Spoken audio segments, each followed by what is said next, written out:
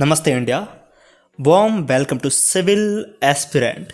In this video, I will try to solve a common doubt of every aspirant, how to start UPSC preparation.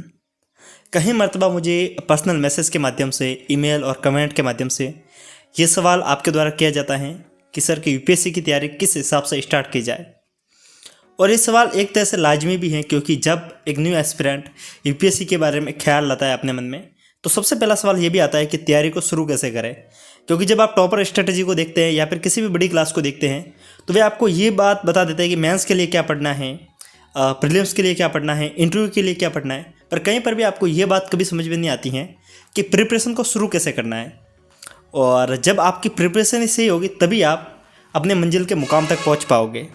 और उसी श्रेणी में मैं ये video बना रहा हूँ। अगर आपको ये वीडियो सही लगता है तो एक बार लाइक और कमेंट जरूर करना। और हमने इस श्रेणी में कुछ वीडियो पहले किए हैं जिसके अंदर मैंने आपको एनसीईआरटी के रिगार्डिंग जानकारी दी थी। अगर आपने वो वीडियो अभी तक नहीं देखे हैं तो पहले जाकर उनको जरूर देखिएगा। जिसके अंदर से एक वीडियो जिसके अंदर मैंने आपको 90 डे के अंदर एनसीईआरटी को कैसे पढ़ा जाए और ओल्ड वर्सेस न्यू एनसीईआरटी, इन दोनों वीडियो को आप देख सकते हैं। इसके बाद में मैंने एक एनसीईआरटी के लिस्ट के ऊपर भी वीडियो बनाया था, उसको भी आप देख सकते हैं। वहाँ से आपको बेसिक अंडरस्टैंडिंग हो जाएगी एनसीईआरटी के रिगार्डिंग। और एक बात, अगर आपने चैनल के प्लेलिस्ट में जाकर अभी तक नहीं देखा है तो आपको ऑप्शनल के रिगार्डिंग भी स्ट्रेटजी मिल जाएगी और टॉपर स्टॉक के माध्यम से आपको और भी कुछ नया सीखने को मिल जाएगा। सो दोस्तों, बिना वक्त को जाए कि हम वीडियो को शुरू करते हैं। लेकिन बिफोर वी गो अहेड, उससे पहले मैं आपको एक छोटी सी जानकारी देना चाहूँगा। जैसा कि आपको विदित होगा कि प्रेप लेटर यूट्यूब चैनल के ऊपर अभी फ्री क्लासेज चल रही हैं और उसी श्रेणी में कल यानी कि 26 नवंबर को उसमें पवनीत सर की एक क्लास है। उस क्लास को आप देखिएगा जरूर। उस क्लास के अंदर आपको मनी लॉन्ड्रिंग के रिगार्डिंग अच्छी जानकारी मिल जाएगी।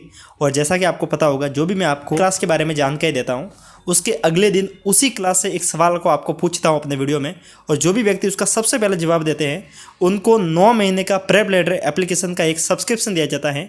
और आज का जो सवाल है वो आपको स्क्रीन के ऊपर दिख रहा होगा। जैसा कि लास्ट की जो क्लास थी वो पंचायती राज व्यवस्था के ऊपर थी, और आज का जो सवाल है वो आपकी स्क्रीन के ऊपर शो हो रहा होगा। अभी आप पॉज कर सकते हैं, इसका जवाब आप कमेंट में कर सकते हैं। और जो भी व्यक्ति फर्स्ट नंबर पर इसका रिप्लाई करेगा उनको हमारी तरफ से 9 महीने का एक सब्सक्रिप्शन दिया जाएगा।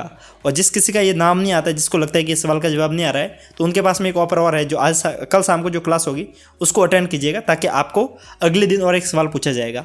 इन कॉन्टेस्ट के माध्यम से पढ़ने का मजा भी कुछ और है, और साथ साथ में आपको एक सब्सक्रिप्शन जीतने का भी मौका मिल जाएगा। और दोस्तों, अगर आपको एनसीईआरटी के रिगार्डिंग समरी और कुछ कोर्स के बाद में कोर्सों के बारे में अवेल करना है कोर्सेज को, तो आपको नीचे प्रेप लेटर एप्लीकेशन की लिंक मिल जाएगी। उस समय आप एक सिविल एस्पिरेंट कोड डालेगा, आपको वहाँ से बहुत कुछ फ्री में भी जानकारी मिल जाएगी। सो दोस्तों, हम अपने वापस से टॉपिक के ऊपर आ जाते हैं। जैसा कि हमने बोला था कि ऐसे प्रिपरेशन को शुरू कैसे करें। मेरे पास में कोई स्क्रिप्ट नहीं है, ना मैं कोई स्क्रिप्ट के आधार पर कह रहा हूँ कि आपको यही एक बेसिक प्रोसेस है, इसी के माध्यम से आपको गुजरना है। फिर भी मैं आपको बोलूँगा कि एक ऐसी प्रोसेस जिसके माध्यम से आप गुजरेंगे तो आपको काफ़ी ज़्यादा हेल्प होगी। और ये जो मैं वीडियो बना रहा हूँ, मैं ये सोच के बना रहा हूँ कि आपके पास में करीब 1.5 से 2 साल का वक्त है, या फिर 1.5 साल का मैं मिनिमम पीरियड लेके चल रहा हूँ। ऐसा नहीं कि आपके पास में 6 महीने का वक्त है और आप सोच रहे हो कि 6 महीने की स्ट्रेटेजी बना दो। खैर, ऐसे होती नहीं। 6 महीने में यूपीएससी ऐसे झटके से नहीं निकलता है। निकालने वाले कहते हैं, लेकिन मैं हवा में बात करना पसंद नहीं करता हूँ। दोस्तों, सबसे पहले अगर आपको प्रिपरेशन करनी है तो उससे पहले आपके पास में एक बेसिक समझ होनी जरूरी है इस एग्जाम के लिए।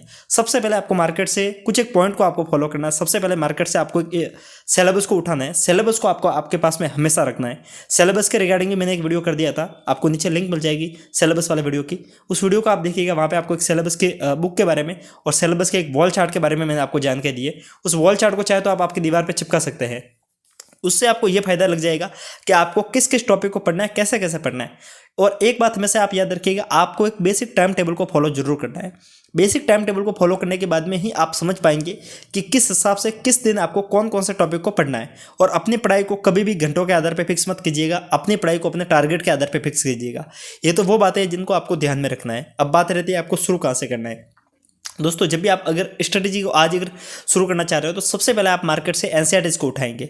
एनसीईआरटी के अंदर अगर मुझे कहेगी किन एनसीईआरटी से आपको शुरू करना चाहिए, तो मैं आपको 2 एनसीईआरटी सबसे पहले बताऊंगा। या तो आप पॉलिटिकल साइंस से कीजिए या फिर आप हिस्ट्री से कीजिए। दोनों में कारण ये है कि ये दोनों ऐसे सब्जेक्ट होते हैं, अगर आप हिस्ट्री से करेंगे तो आपको थोड़ा बहुत पढ़ने में मजा आएगा। अगर आप पॉलिटी से करेंगे तो आप करंट अफेयर से थोड़ा बहुत रिलेट कर पाएंगे।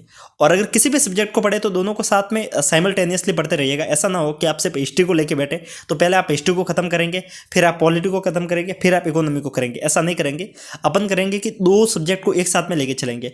शुरुआत में अगर आज हिस्ट्री, दिन में अगर हिस्ट्री पढ़ रहे हैं तो शाम के वक्त अपन पॉलिटी या फिर इकोनॉमी को पढ़ेंगे।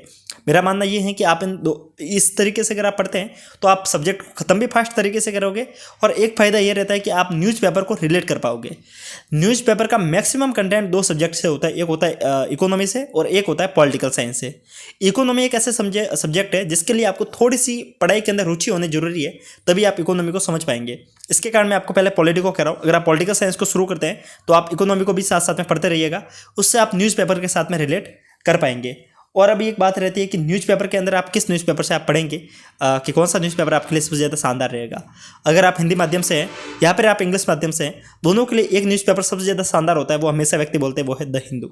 लेकिन मैं आपको कोरी गाल बजाने वाली बात नहीं बोलूँगा कि अगर आप हिंदी मीडियम से हैं तो आप द हिंदू को पढ़ने के लिए अपना पूरा प्रयास लगा दीजिए, क्योंकि द हिंदू एक ऐसा न्यूज़पेपर है वो आप तभी पढ़ सकते हो जब आप इंग्लिश में पहले से अच्छे हो। कुछ लोगों के मन में एक मिथ है कि अगर आपको इंग्लिश सुधारनी है तो द हिंदू पढ़े। दोस्तों ऐसा सिर्फ एक हवा में की जाने वाली बात है। जब आपकी इंग्लिश अच्छी हो तब आप द हिंदू को पढ़ सकते हैं। अगर आपकी इंग्लिश अच्छी नहीं है तो आप उसके ऊपर टाइम खपा करने से क्या मतलब। मेरा मानना यह है कि अगर आप हो सके तो द हिंदू पढ़िए। अगर आप थोड़ा बहुत भी समझ पा रहे हैं तो धीरे धीरे आप समझ जाओगे। अगर आप नहीं समझ पा रहे हैं तो आप जो दैनिक जागरण करके एक न्यूज़पेपर आता है, अच्छा न्यूज़पेपर है, उसको आप पढ़ सकते हैं। साथ में रोजाना शाम को जो भी यूट्यूब चैनल वाले हैं जो आपको करंट अफेयर्स के रिगार्डिंग आपको फ्री में जानकारी देते रहते हैं और करंट अफेयर्स के रिगार्डिंग एडिटोरियल आते रहते हैं, तो आप वहाँ से पढ़ सकते हैं। वहाँ से आपको अच्छी जानकारी मिल जाएगी। इसके लिए मैंने एक सेपरेट वीडियो बना रखा है जिसके अंदर मैंने आपको फ्री रिसोर्सेज के बारे में जानकारी दी थी। दोस्तों अगर आप मेरी बात को थोड़ा बहुत समझने की कोशिश कर पा रहे हो तो मैं आपको कह रहा हूँ कि सबसे पहले आपको न्यूज़पेपर को और जो एनसीईआरटी है उन दोनों को साइमल्टेनियसली चलते चलते पढ़ते जाना है। इससे आपको क्या होगा कि ये प्रोसेस आपको ज़्यादा से ज़्यादा 3 महीने तक फॉलो करनी है। 3 महीने तक आप करंट अफेयर से अपडेट रहेंगे और एनसीईआरटी से अपडेट रहेंगे। और जो मैंने एक 90 दिन वाला एक वीडियो बनाया था जिसके अंदर मैंने आपको एनसीईआरटी को कैसे पढ़ना है उसको मैंने आपको समझाया था, उसको आप पढ़ते जाएंगे। और साथ में ये काम के साथ में एक बुक आपको अभी से खरीद लेनी है, वो है प्रीवियस ईयर प्रीलिम्स की क्वेश्चंस बुक की। और इसके लिए मैंने वीडियो बना रखा है। मैं आपको बार बार वीडियो पुराना इसके कारण कह रहा हूँ कि इन सब टॉपिक के ऊपर मैंने एक सेपरेट वीडियो बना रखा है। इस वीडियो को मैं उसके समरी के रूप में बना रहा हूँ। उस बुक को आपको खरीदना है। प्रीलिम्स की सेपरेट बुक आएगी। प्रीलिम्स और मेंस के लिए अभी से आपको तैयारी नहीं करनी है।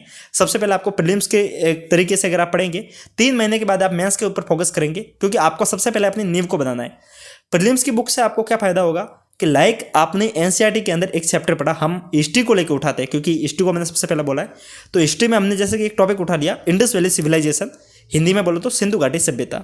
इस टॉपिक को उठा लिया। हमको एक बात पता है कि एंशिएंट इंडिया का टॉपिक है और एंशिएंट इंडिया में सबसे पहले अगर हम पाषाण काल के बाद में अगर बात करें तो सिंधु घाटी सभ्यता के बारे में हम पढ़ते हैं। अब आपको प्रीवियस ईयर बुक को लेना है, उसके अंदर एंशिएंट इंडिया वाले सेगमेंट में जाना है, वहाँ से आपको एंशिएंट इंडिया के क्वेश्चंस को देखना है। अब आपको ये देखना है कि आप जो एनसीईआरटी से पढ़ रहे हैं, आप जो वो देख रहे हैं, क्या आप उतनी समझ बना पा रहे हैं कि एनसीईआरटी से आप यूपीएससी लेवल के क्वेश्चन सॉल्व कर पा रहे हैं। ये आपको समझने में कम से कम महीना भर का वक्त लगेगा, फिर आप धीरे धीरे रिलेट कर पाओगे क्वेश्चंस को। आप एक एनसीईआरटी से डायरेक्ट आप प्रीवियस ईयर की बुक में रिलेट कर पाओगे। और दोस्तों यकीन मानिए अगर आप इस तरीके से एनसीईआरटी को पढ़ते हैं तो आपका एक ये पोर्शन हो जाएगा, एनसीईआरटी खत्म हो जाएगी, साथ साथ में आपने प्रीवियस ईयर के क्वेश्चंस लगभग आपने देख लिए हैं जो कि पहले आ रखे हैं। मैंने प्रीवियस ईयर की जो बुक अगर आपको खरीदनी है तो नीचे आपको मैं लिंक दे दूंगा, जो भी सबसे ज़्यादा शानदार मार्केट में चलती है दिशा पब्लिकेशन की, उसके बारे में। दोस्तों ये तो वो तरीका हो गया कि आपको एनसीईआरटी पढ़नी है, न्यूज़पेपर पढ़ना है। और इसके साथ में एक गलती आपको नहीं करनी है, वो ये है कि जब स्टूडेंट तैयारी को शुरू करने के बारे में सोचता है तो सबसे पहले आपको ये कर देना है कि आपको जितनी स्ट्रेटजी देखनी थी वो आपने देख ली है। अब आपको और स्ट्रेटजी नहीं देखनी है, क्योंकि आप आपके जीवन में क्या करते हो कि जब आप उस 3 महीने के वक्त में आप पढ़ते हो तो मैक्सिमम टाइम आप सिर्फ स्ट्रेटजी देखने में खपा कर देते हो। ये आपकी गलती है, क्योंकि आपने एक बार स्ट्रेटजी बना दी है तो बार बार स्ट्रेटजी को देखकर अपने आप को कन्फ्यूज करने से बेटर है एक स्ट्रेटजी के ऊपर चलते जाइएगा। और एक बात मैंने जो मैंने अभी तक समझा उसके आधार पर यही है कि आपको किसी और से पूछने की जरूरत नहीं कि आगे मुझे कि क्या करना है, कैसे शुरू करना है, कैसे ये होगा। जब आप पढ़ना शुरू करेंगे तो आप ऑटोमेटिक इस जर्नी को समझ पाएंगे कि किस हिसाब से पढ़ा जाता है, क्योंकि इतना ज़्यादा बुकों का सागर है। इसके अंदर धीरे धीरे पढ़ोगे तो आपकी समझ विकसित होगी, आपकी मैच्योरिटी डेवलप होगी और आपको किसी और को पूछने की जरूरत नहीं रहेगी। और बेफालतू में किसी और के हवाबाजी में आने से बेटर है कि खुद के ऊपर भरोसा रखिएगा। डेफिनेटली आप इस एग्जाम को क्रैक कर पाएंगे अगर आप प्रॉपर स्ट्रेटजी के साथ में पढ़ेंगे, प्रॉपर डे शेड्यूल को बनाएंगे। तो वैसे एनसीईआरटी को लोग खरीद लेते हैं पहले ही दिन में। अगर ये वीडियो बना रहे तो मुझे जहाँ तक पता है इससे कुछ लोग एनसीईआरटी को आज ही खरीद लेंगे और एनसीईआरटी एनसीईआरटी को खरीदने के बाद में सोचेंगे पढ़ेंगे, लेकिन अगर आप सिर्फ हवाबाजी में चल रहे हो, एस्पिरेंट वेब सीरीज को देखकर अगर आप इस फील्ड में आ रहे हो, तो मान के चलिए आप एक साल भर में भी एनसीईआरटी खत्म नहीं कर पाएंगे। लेकिन प्रॉपर शेड्यूल बना दिया, अगर आप आज ये वीडियो देखने के बाद में अगर आज ही शेड्यूल बनाते हो तो यकीन मानिए आपको सिर्फ 90 दिन के अंदर एनसीईआरटी को खत्म करने का टारगेट बनाना है। 90 से 100 दिन हो जाएगा चलेगा, लेकिन 90 से 150 दिन नहीं होने चाहिए। इस बात को आपको ध्यान में रखना है। डे बाई डे अगर आप अपने आप में इंप्रूवमेंट लाएंगे तो आप समझते भी जाएंगे, सीखते भी जाएंगे, अपने प्रिपरेशन को शुरू भी कर पाएंगे, बेहतरीन तरीके से शुरू कर पाएंगे, बेहतरीन तरीके से जर्नी को जी पाएंगे। मेंस के क्वेश्चंस को आप सॉल्व करते जाएंगे और धीरे धीरे आप देखेंगे कि आप उस मुकाम तक पहुंच गए हैं जब आपको सिर्फ एक पेपर आने का इंतजार होगा। आपको लगेगा कि पेपर कब आएगा और कब आप उसको लिखेंगे, और ऐसे आप पढ़ते जाएंगे तो डेफिनेटली आज से 1.5 साल के बाद में या फिर 2 साल के बाद में आपके आगे या पीछे एक IAS ऑफिसर का नाम जरूर लग जाएगा। इसी मोटिवेशन के साथ में मैं इस वीडियो को ख़त्म करूँगा। अगर आपको ये वीडियो अच्छा लगा है तो एक लाइक और एक कमेंट जरूर करना, और ये वीडियो आपको कैसा लगा इसके बारे में अपनी राय जरूर देना। साथ में अगर आपके दिमाग में कोई भी टॉपिक आ रहा है जिसके ऊपर मुझे वीडियो करना चाहिए, कमेंट कीजिएगा। अगर आपका टॉपिक वैलिड है और अगर आपके टॉपिक को काफ़ी लोग अगर चाहते हैं कि ऐसा वीडियो बनाना चाहिए, तो हम डेफिनेटली उसके ऊपर वीडियो बनाएंगे। एनसीईआरटी खरीदना चाहते हैं तो नीचे लिंक मिल जाएगी। ऐसे ही बेहतरीन वीडियो के लिए हमें फॉलो कर सकते हैं। आपके कोई डाउट है तो इंस्टाग्राम की लिंक नीचे है, टेलीग्राम ग्रुप की लिंक नीचे मिल जाएगी, जहाँ से आप और भी एस्पिरेंट से जुड़ सकते हैं। ऐसे ही वीडियो के साथ में फिर मिलेंगे, तब तक के लिए जय हिंद।